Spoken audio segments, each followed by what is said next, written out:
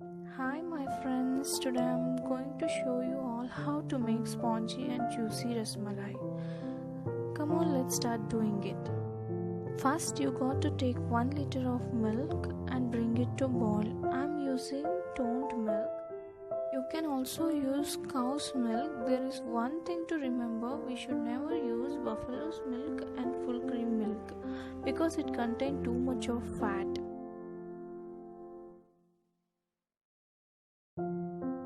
Next, I took 2 tablespoons of vinegar to half cup of water. I'm using this mixture to curdle the milk. If you want, you can also use lemon juice.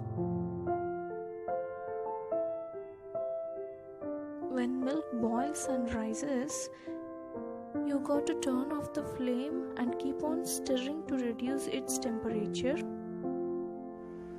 Add this mixture little by little and keep stirring. You got to mix till water gets separated.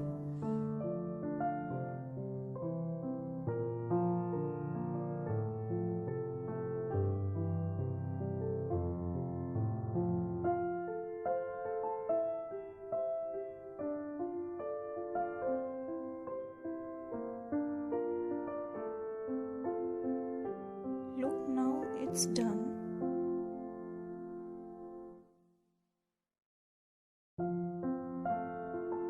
Now pour it on a thin cloth to separate water and wash it with cold water to remove the flavor of vinegar.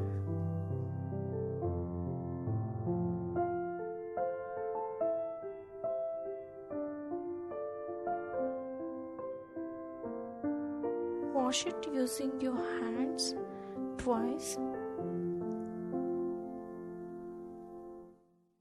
and strain it by twisting and hang it for half an hour to remove moisture completely. By the time we shall start making rabdi, I took 750 ml of milk. When milk rises, turn the flame to lowest and cook it more until it turns thick. You should keep stirring in the middle so that milk doesn't get burnt. After some time, you can see the milk has been reduced a little. Now I am adding some saffron strands for flavoring. Don't make it too thick, otherwise the cheese balls won't get soaked properly. Then add a cup of sugar. And adjust the quantity of sugar as per your taste. Now add badam and pista flakes. Mix it well and let it cook for a while. If your saffron strands doesn't give the milk the desired color, you can also add little yellow food color. Now it's done, keep it aside. It's been nearly 40 minutes, our cheese is resting. I'll start kneading it. For that I'll press the cheese like this with the help of my lowest palm and fingers and keep kneading it. Mash it like this up to 8 to 10 minutes or until it turns very smooth. It will also start releasing the oil so that you'll get to know that the cheese balls has been kneaded properly. At this point, add 1 tablespoon of corn flour and knead for a minute. Next, take a pan, add 5 to 6 cups of water.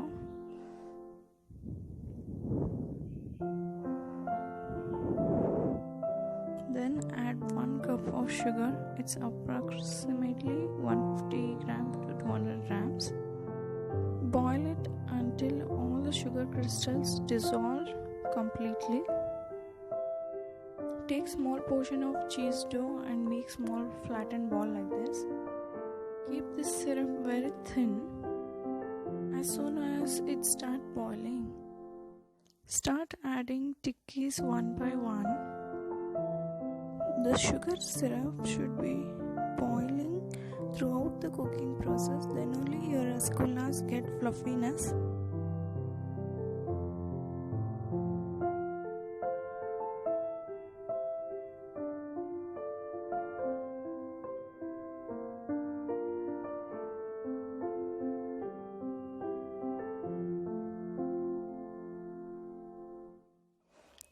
After adding all the tikkis, keep the pan open at least for 2 to 3 minutes.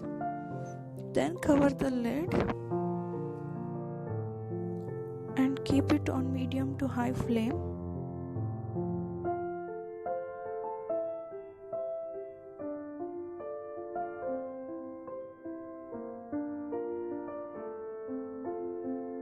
It has been 7 to 8 minutes. Our tikkis are cooking. They still need to be cooked. Let's close the lid and cook until tikkis turns double in size. We can make 8 medium-sized tikkis.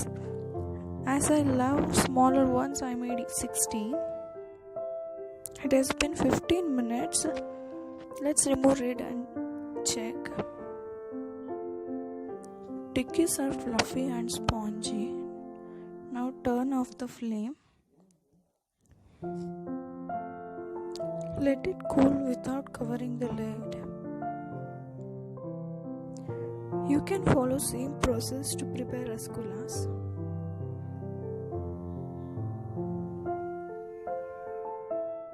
It has been completely cooled down. See how spongy and light it is. When I'm pressing it, it is taking its true form.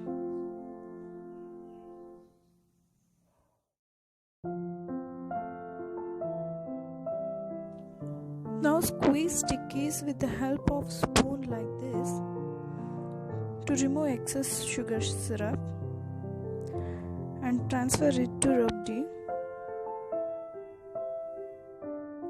Follow same procedure to all tikkis.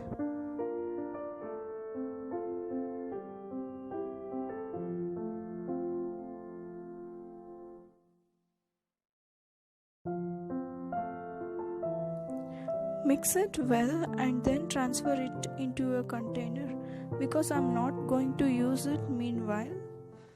Keep it in refrigerator to set at least 4 to 5 hours. Only after 4 to 5 hours tikkis will soak completely.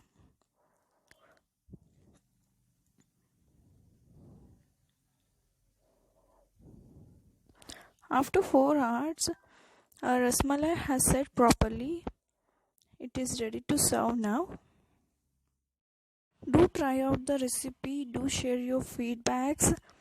Enjoy chilled recipe in the summer. I hope you like this recipe. If yes, give a thumbs up, share it and subscribe to my channel.